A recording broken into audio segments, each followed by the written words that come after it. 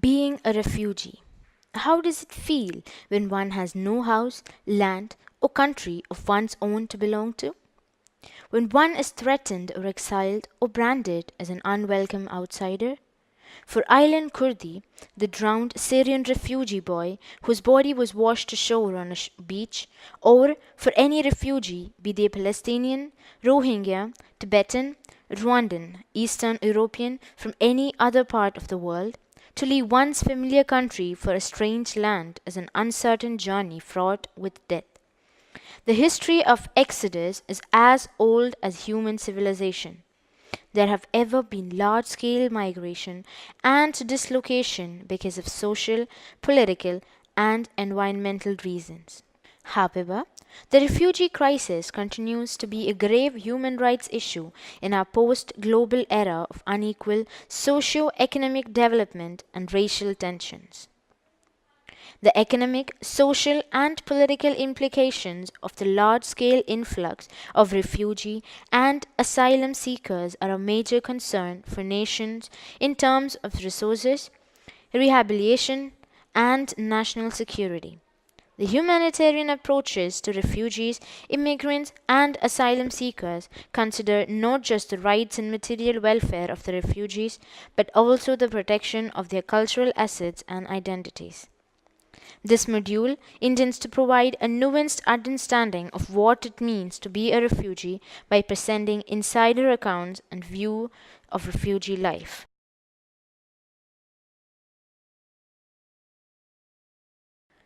Understanding Refugee Ism.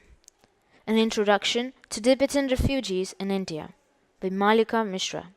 Malika Mishra is a research scholar and sociologist specializing in the area of education in India and has a PhD from Jawaharlal Nehru University, New Delhi. She was awarded the Sarai CSDS Independent Research Fellowship in 2006 and a postdoctoral research fellowship in 2012 by the Center for Development Studies, Thiruvananthapuram. She has interned at the United Nations High Commissioner for Refugees, UNHCR, India, and has been an assistant professor at the Socio-Legal Information Center, Delhi University. Currently, she is a development consultant with the National Council of Rural Institutes, NCRI. Understanding Refugeeism is an extract from the introduction to her book Tibetan Refugees in India in 2014. The essay provides a fundamental understanding of the notion of refugeeism. It starts by defining the term refugee and contrasts refugees with ethnic minorities. Her essay examines the international dimensions of the refugee problem and the two major theoretical approaches on ethnic identity, a primordialist one, which is rooted in cultural or linguistic similarities, and an optional situational one, which is more adaptive, relational, and dynamic. The essay takes a well researched and comprehensive look at the special challenges that refugees face regarding cultural assimilation and repatriation. Understanding Refugeeism, an introduction to Tibetan refugees in India. An introduction. Refugees. When I was born, my mother said, "You are a refugee." Our tent on the roadside smoked in the snow. "On your forehead between your eyebrows there is an R embossed," my teacher said. I scratched and scrubbed on my forehead. I found a rash of red paint. "I am born a refugee. I have three tongues. The one that sings is my mother's tongue." The R on my forehead between my English and Hindi, the Tibetan tongue reads Rangzan. Freedom means Rangzan. Tenzin Tsunde. The present study is an exploration of the situation of the education of Tibetan refugees in India and the interrelationship between issue of education, culture, ethnic identity, and opportunity in exile. The central theme of the study is that education, economic opportunities, and perceptions of the ethnic identity of refugees in the host country are closely related with the experience of refugeeism and the entire gamut of pre-migrational and post-migrational experiences. The context of refugeeism. In 1951, UN Convention on the Status of Refugees defines a refugee as a person who, owing to a well-founded fear of persecution for reasons of race, religion, nationality, membership of a particular social group, or political opinion, is outside the country of his nationality and is unable or, owing to such fear, is unwilling to avail himself of the protection of that country. UN Convention on the Status of Refugees 1950. The refugee category is defined by trauma and stress, persecution and danger, losses and isolation, uprooting and changes of the refugee experience.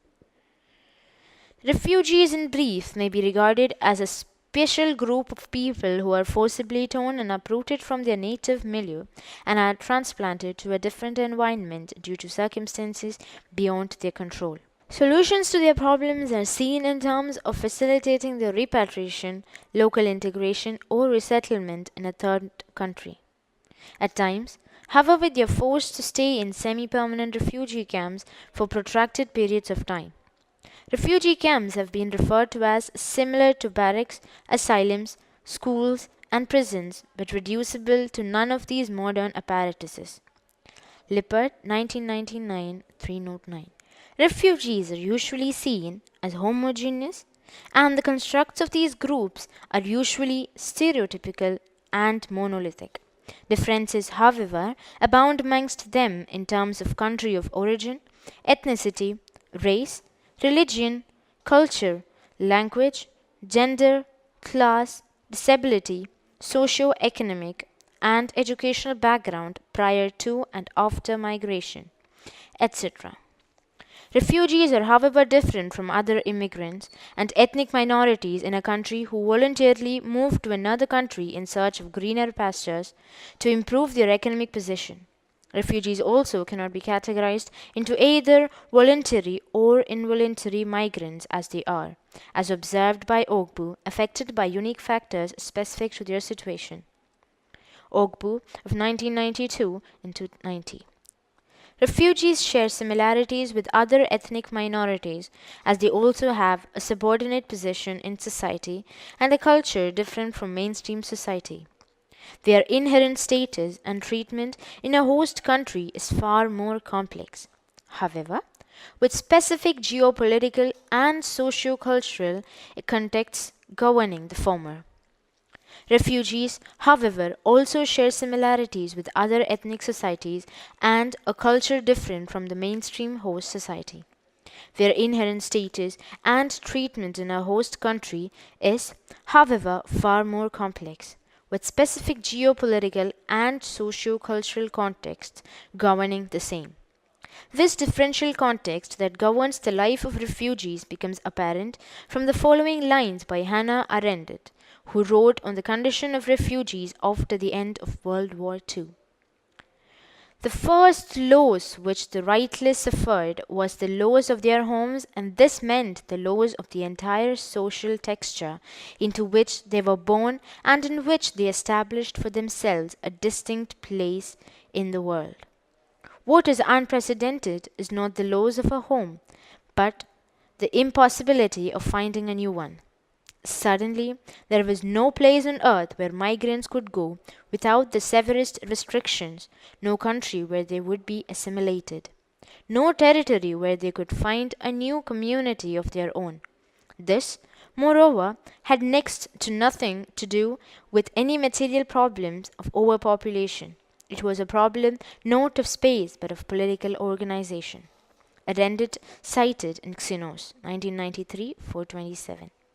The problem of refugees in our time is therefore said to be a symptom of the uprootedness or homelessness of the modern age, where space is not really geographical but rather political. Xenos, 1993, 427. The international refugee regime and the refugee. The term refugee was originally coined in the West to specify French Protestants who fled from the forced conversion policy of the French state in the late 17th century. It was not until the end of the 18th century, following the American Revolution, that refugee began to be used to refer to human beings that leave their country in times of distress. Lippert, 1999, 302. The refugee problem was acknowledged as having international dimensions and requiring global cooperation in 1921 to 22 in the aftermath of World War I, the breakup of the Austro-Hungarian Empire, and the Russian Revolution. However, the real movement to protect refugees began only with the 1948 Universal Declaration of Human Rights, which proclaimed basic rights for all human beings irrespective of their nationality or citizenship. It was recognized that refugees are not simply victims of human rights violations. They also represent a distinct group of individuals who are without the protection of a national state. The international system of refugee law, see Annexure 1.1 for details, was adopted to replace the protection which is normally provided by and is a responsibility of national governments for their citizens. Gorlick and Khan, 1997, 341. The 1951 Convention on the Status of Refugees, in particular, lays down general guidelines for the protection of refugees.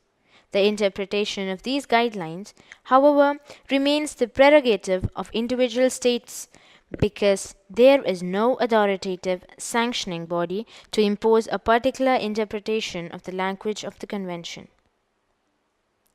The problem of refugees is thus a complicated problem with the question of sovereignty at its core. Xenos 1993 422. While more than 189 states have ratified or adhered to at least one of the international human rights treaties. See details in Annexure 1.1. There are also many countries, including India, which, despite hosting many refugee groups, has not acceded to the 1951 Convention. This means that the host government's protection as well as grant of welfare measures, including education, is dependent upon the individual state's policies. What needs to be recognized is that a global refugee problem exists today, with the world total in 2001 being 1,45,44,000 USCR 2001-1. Armed conflicts in countries like Afghanistan, Angola, Algeria, Azerbaijan, Burundi, Colombia, Guatemala, Lebanon, Liberia, Myanmar, Iraq, Turkey, Rwanda, Sierra Leone, Sri Lanka, Zaire, etc. have created millions of refugees. The situation and treatment of these and other groups of refugees in different countries of the world is determined by differing geopolitical contexts which affects their protection and welfare, including education and life chances in exile, and needs to be highlighted. Refugeeism, culture and identity. Studies on refugee groups suggest that they regard the issue of preservation of their native culture and identity in the host country as an important component of their adaptation. The need for acculturation and integration as against assimilation with the host society is regarded as important. This consideration becomes important in the context of refugees as they are uprooted from their homeland and are transported to alien lands. As a result, they are often said to experience a constantly challenged identity, perpetually required to mediate between a scattered historical inheritance and a heterogeneous present. Chambers 1994 6. Simon Weil's notion of rootedness helps to understand the problem of refugeeism, the loss of roots, and the need to seek the preservation of these roots in exile. To be rooted is perhaps the most important and least recognized need of the human soul. It is one of the hardest to define. A human being has roots by virtue of his real, active, and natural participation in the life of a community, which preserves in living shape certain particular treasures of the past and certain particular expectations for the future. This participation is a natural one, in the sense that it is automatically brought about by place, condition of birth, profession, and social surroundings. Every human being needs to have multiple roots. It is necessary for him to draw well nigh the whole of his moral, intellectual, and spiritual life by way of the environment of which he forms a natural part. Weil cited in Xenox 1993 425. seeking to reroute their lives along with preserving their culture and identity in an alien country also emerges as a difficult task. This includes, amongst other things, the changed realities of their situation in the new country and the tensions between their traditional value system and that in exile. Lisa Malki's research on migrant and refugee populations is important, as she regards as erroneous work on immigrant cultures that conceptualize the process of relocation and reconstruction as a smooth journey of people who neatly pack their roots and transplant them later in an orderly manner in a new society.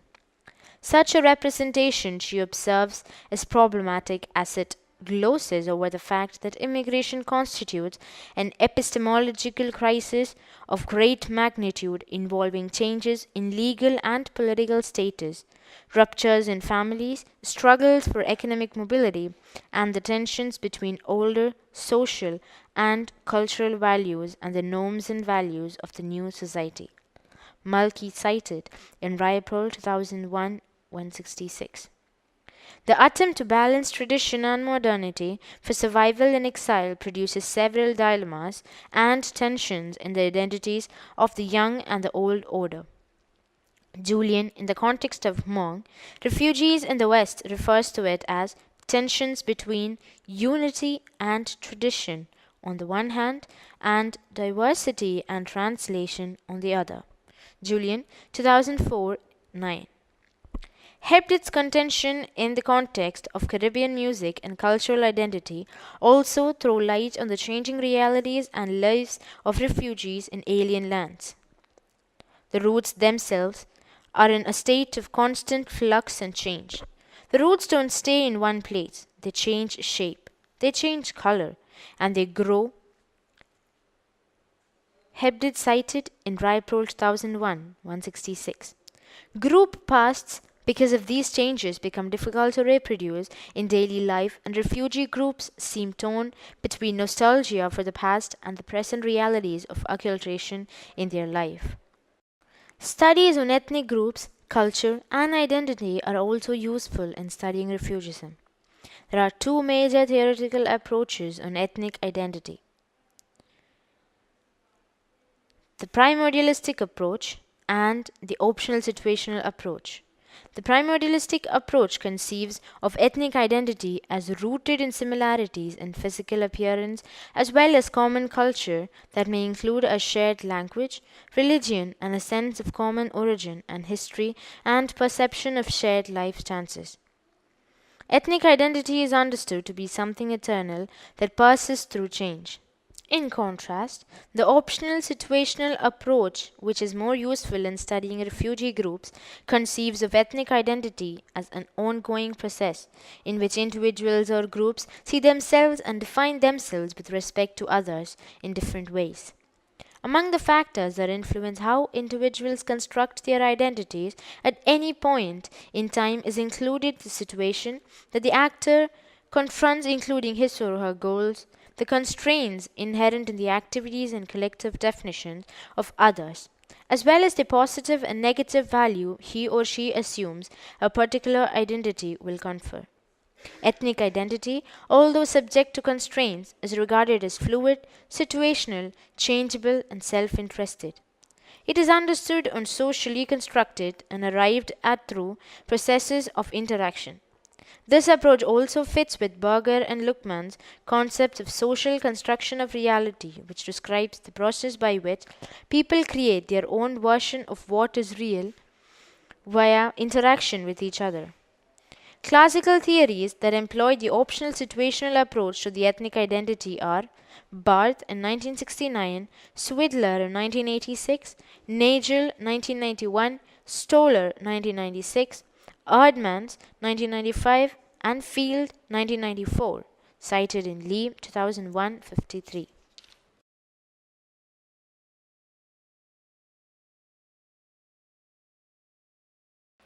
Refugee Blues, W. H. Auden. W. H. Auden, born Wisdenhoek Auden in York, England, was raised by a physician father and a strict Anglican mother. He pursued science and engineering at Oxford University, later switching to English. At Oxford, he joined a group of writers who came to be known as the Oxford Group, who shares a Marxist and anti-fascist worldview. His first book, Poems, was published in 1930 with the help of T.S. Eliot. His marriage to Erica Mann, daughter of the acclaimed writer Thomas Mann, did not last long. However, he had a lasting romantic and collaborative relationship with fellow poet Chester Cullman. He emigrated to America in 1939 and became a citizen. His first book, written in America, was Another Time. His other notable publications include The Double Man for the Time Being, The Sea and the Mirror, and several poetry collections. He won the Pulitzer Prize for Poetry in 1948 for The Age of Anxiety, a Baroque eclogue. According to the critic Frederick Buell, both Auden and Brecht were attempting to find an artistic voice for a left-wing polemic. The political theorist Hannah Arendt shared this view and found that both belonged to the post-First World War generation with its curious mixture of despair and joie de vivre. His final poetry collections were City Without Walls and many other poems, Epistle to a Godson and other poems, and Thank You Folk, last poems. Auden's work remains an iconoclastic contribution to modern poetry through his idiomatic and original use of language that came to be known as Audenesque. The poem reproduced here was written in 1933 and describes the indifference and antagonism faced by Jewish refugees from Nazi Germany when they sought asylum in other parts of the world. It is the title given to the first of the 10 songs by W. H. Auden. It has a pleasant rhythm and a refrain, "My dear," that is repeated in every 3-line stanza. The poem is set in a foreign country where the poet and his companion have sought refuge. The speaker is unable to feel a sense of belonging or shake the feeling of persecution and insecurity in the light of a series of disappointing bureaucratic delays, dismissals, and prejudice. The narrator finds that as a refugee and a new immigrant, he has lost not just a home but more importantly his freedom and his identity. He is unable to renew an expired passport that signifies that he has ceased to exist for all official purposes, although he is still alive. As the layman song of persecuted and dispossessed Jewish immigrant escaping the Holocaust, the lyric evokes the experience of discrimination and distress that are common to those affected acutely by more recent refugee and immigrant crises. Refugee Blues. Say this city has 10 million souls. Some are living in mansions, some are living in halls. Yet there is no place for us, my dear. Yet there is no place for us. Once we had a country and we thought it fair. Look in the atlas and you will find it there. We cannot go there now, my dear. We cannot go there now. In the village churchyard there grows an old yew. Every spring it blossoms anew. Old passports can't do that, my dear. Old passports can't do that. The consul banged the table and said, "If you have got no passport, you are officially dead. But we are still alive, my dear, but we are still alive." Went to a committee, they offered me a chair, asked me politely to return next year. But where shall we go today? My dear, but where shall we go today? Came to a public meeting, the speaker got up and said, "If we let them in, they will steal our daily bread." He was talking of you and me, my dear. He was talking of you and me. Thought I heard the thunder rumbling in the sky. It was Hitler over Europe saying, "They must die." Oh, we were in his mind, my dear. Oh, we were in his mind. Saw a poodle in a jacket fastened with a pin. Saw a door opened and a cat let in. But they weren't German Jews, my dear. But they weren't German Jews. Went down the harbour and stood upon the quay. Saw the fish swimming as if they were free. Only 10 feet away, my dear. Only 10 feet away. Walked through a wood, saw the birds in the trees. They had no politicians and sang at their ease. They weren't the human race, my dear. They weren't the human race. Dreamed I saw a building with 1,000 floors, 1,000 windows, and 1,000 doors. Not one of them was ours, my dear. Not one of them was ours. Stood on a great plain in the falling snow. 10,000 soldiers marched to and fro, looking for you and me, my dear, looking for you and me.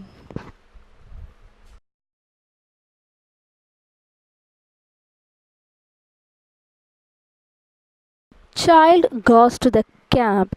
Ghassan Kanafani.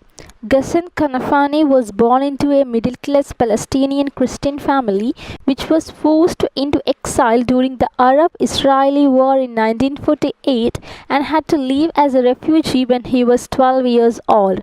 He drew on these experiences as a painter, writer, and a revolutionary until his assassination in a car bomb explosion at the age of 36 by the Mossad, the intelligence agency of Israel. He remained active politically as a journalist and as a leader of the Popular Front for the Liberation of Palestine. He wrote a novel titled Men in the Sun and several short stories including All That's Left for You, Saad, and Return to Haifa. An anthology of his translated stories is published under the title Palestine's Children. The story, The Child Goes to the Camp, taken from the anthology Palestine's Children, is set in a refugee camp. In times of hostility where survival supersedes human values, the protagonist, a young boy, finds £5 in the street while collecting leftovers from the market along with his cousins. As one of the 18 family members living under the same roof, squabbling daily over limited rations of food, money, and newspaper, £5 is a significant sum for the narrator to find. His refusal to share the money and its eventual fate is an insightful study of how living with the constant threat of death and scarcity can corrupt the strong and the vulnerable alike. The author skillfully bears the nature of human conflict set amidst the harsh realities of a refugee camp and the insignificance of morality when confronted by hunger. The story is a sharp observation on the dehumanizing effects of war and a critic of the policies that displaced and disenfranchised the Palestinians. The child goes to the camp. It was wartime, not war really, but hostility to be precise, a continued struggle with the enemy. In war, the winds of peace gather the combatants to repose, truce, tranquility, the holiday of retreat. But this is not so with hostility that is always never more than a gunshot away, where you are always walking miraculously between the shots. That's what it was, just as I was telling you, a hostile time. I lived with 7 brothers, all of them strong. Father didn't much care for his wife, but this may have been because she had borne him 8 children during a hostile time. Then there was our aunt and her husband and 5 children who also lived with us.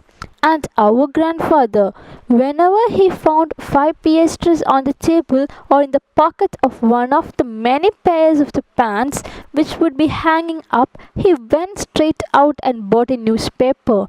As a matter of fact, he couldn't read, so in order to find out what was going on, he had to have one of us read aloud the latest bad news to him at that time. But first, let me tell you that it wasn't a hostile time in the sense that you might think. That is, there wasn't really a war. In fact, there was no war at all. The whole thing is that we were 18 people from different generations living in one house, which would have been more than enough at any time. None of us had managed to find work, and hunger, which you may have heard of, was our daily worry. That is what I call a hostile time.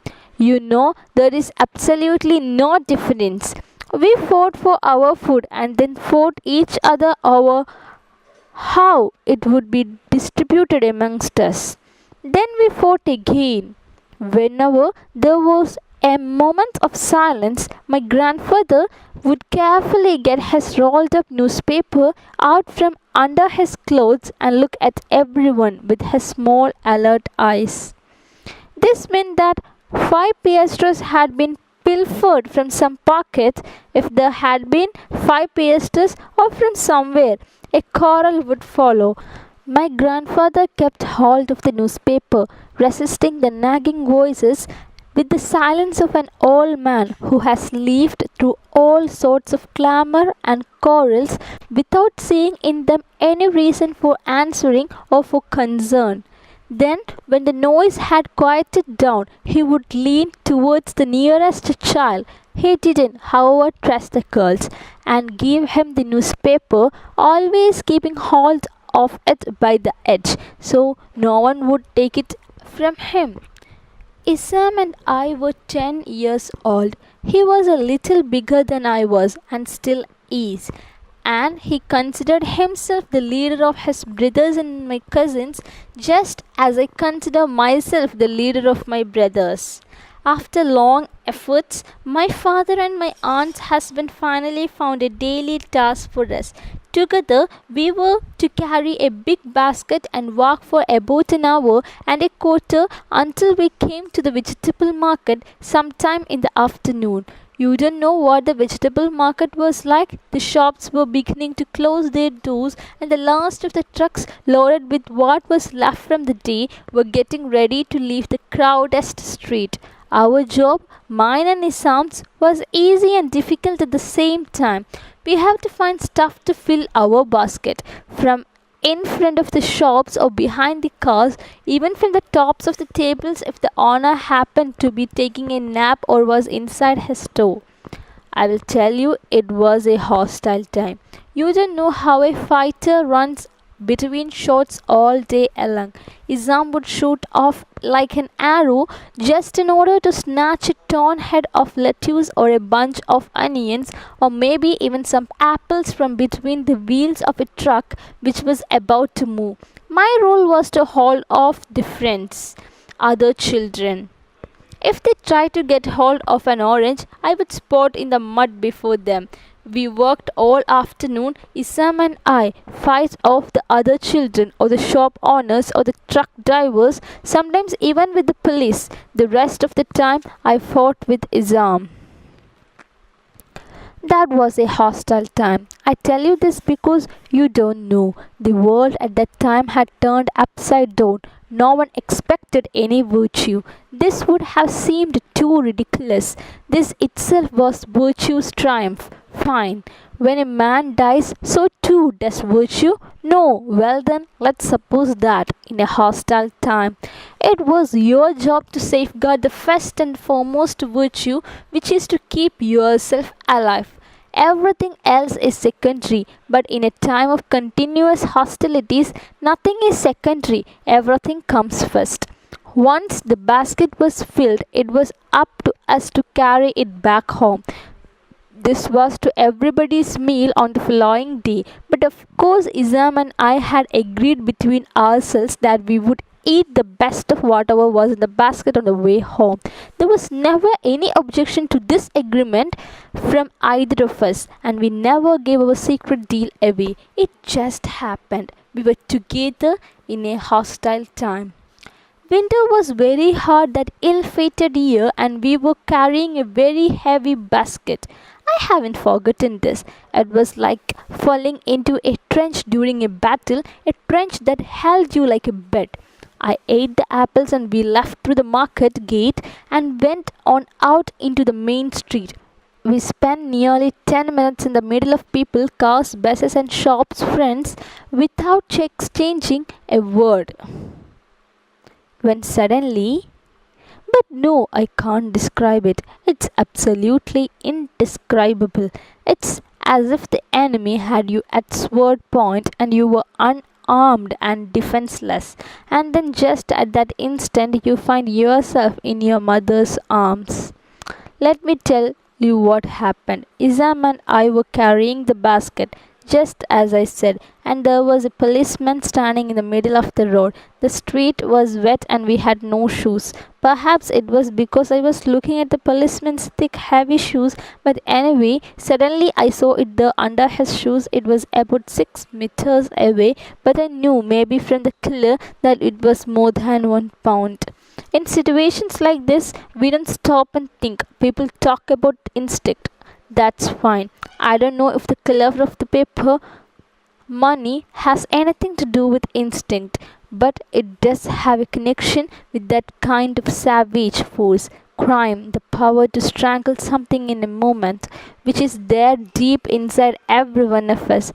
What I do know is that a man in a hostile time doesn't think when he sees a paper bill under a policeman's shoes, even if he is 6 meters away and carrying a basket of rotten vegetables. And that's what I did. I threw away what was left of the apples and dropped the basket. Isn't staggered under the sudden weight of the basket which I left in his hands, though perhaps he had spotted the money only a second after I had, but I had already pounced on the knot, compelled by this unknown force that makes the rhinoceros to charge blindly. I wanted it more than anything. I bumped up against the policeman's legs with my shoulders so that he fell back in alarm. I lost my balance, but I didn't fall, and at that instant, just when the foolish think that it's all over, I saw it. 5 pounds. All I had to do was pick it up as I fell. But I got up faster than I fell, and I ran faster than I got up. Practically the whole world began to run after me. There was policemen's whistles and the sound of his shoes pounding on the stones of the street right behind me. Isam screamed. The buses rang their bells. People were shouting. Were they really right behind me? You can't say, and neither can I. But I ran until I was sure that no one in all the armored squadrons could ever catch me. With the savvy of a 10-year-old child, I took another road. Maybe it was because I thought that Isam would point the policeman in my direction. I don't know. I didn't turn around, I just ran, and I didn't even think how tired I was. I was a soldier, fleeing the scene of the battle I had been forced to enter. There was nothing in front of me but to keep running, and the world with its shoes was behind me at my heels. I didn't reach home until after dark, and when the doors was opened for me, I saw just what I had been expecting all along to see. 17 people waiting in the house for me. They studied me quickly but carefully, and I met their glare from the doorway where I stood. My hand closed around the 5 pounds in my pocket, and my feet remained firm on the ground. Isam was standing between his mother and father. He was furious. Most likely there had been a quarrel between the two families before my arrival. I looked to appeal to my grandfather, who was sitting in the corner, wrapped up in his neat brown abba and staring at me in amazement. A wise man, real man, knows how he is supposed to see the world. The only thing he wanted from the £5 was a really big newspaper that day. I waited impatiently for the argument. Isam, of course, had lied and told them that he was the one who found the £5 and that I forced it from him. Not only that, but that I had made him carry the heavy basket by himself the whole way back home. Didn't I tell you that it was a hostile time? None of us bothered about Isam's protest, about whether he was telling the truth or lying. That was something that couldn't matter less. Maybe Isam wasn't lying, but it was certain that no one worried about the truth. Furthermore, here he was, content to humble himself to the extent of admitting for the first time that I had hit him and that I was stronger than he was. But what did all his matter, given the really important questions? His father was thinking of something completely different. He was ready to accept half the money, and my father wanted the other half. If I succeeded in keeping the whole amount, which was my right, I would have it all. But if I gave up this right, then I lost everything and they would split the money. They didn't really know what is meant for a child to have a £5 in his pocket in a hostile time. I threatened them all, using words I had never used before in my life, threatening to leave home forever. The £5 were mine and only mine. Of course, you must know that they were absolutely furious and lost all control. Everybody was against me. First, they just warned me, but I was prepared to endure more than that, so they began to hit me. Of course, I couldn't defend myself, and since I was trying as best as I could to protect my pocket with the £5 in it, it was especially hard for me to ward off their well aimed blows. In the beginning, my grandfather watched the battle excitedly, but then, when it began to lose his interest, he got up and stood in front of them and whispered me to hold on to him. He proposed a settlement. He said that the grown ups had no right to the money, but that on the first sunny day I had to take all the children into the house to some place where we could all spend the money in any way we wanted. I was just about to refuse the proposal when I was struck by something I saw in my grandfather's eyes. I didn't exactly understand what it was. I only felt that he was lying and that he wanted me to keep quiet. You know that a child of 10 in a hostile time can't understand things, even if there is any need to understand them, the way any old man like my grandfather can. But that's what happened anyway. He wanted his newspaper every day for a whole week and he was trying to appease me whatever the price. So we came to an agreement that evening, but I knew that it wouldn't end there. I would have to guard the £5 every instant, night and day, and I had to keep off the other children. I also had to resist all my mother's attempts to bribe me, which she could never refrain from. She told me that evening that £5 would buy 2 rolls of meat or a new shirt for me, or medicine if it were needed, or books, since they were thinking of sending me to school next summer. But what was the use of all this talk? It was as though she wanted me to stop and clean my shoes while running between gunshots. I didn't know exactly what I was going to do, but all of the following week I managed to hold the other children off with 1,000 lies, which of course they knew were lies, but they never said anything about it. There was no virtue here, you know.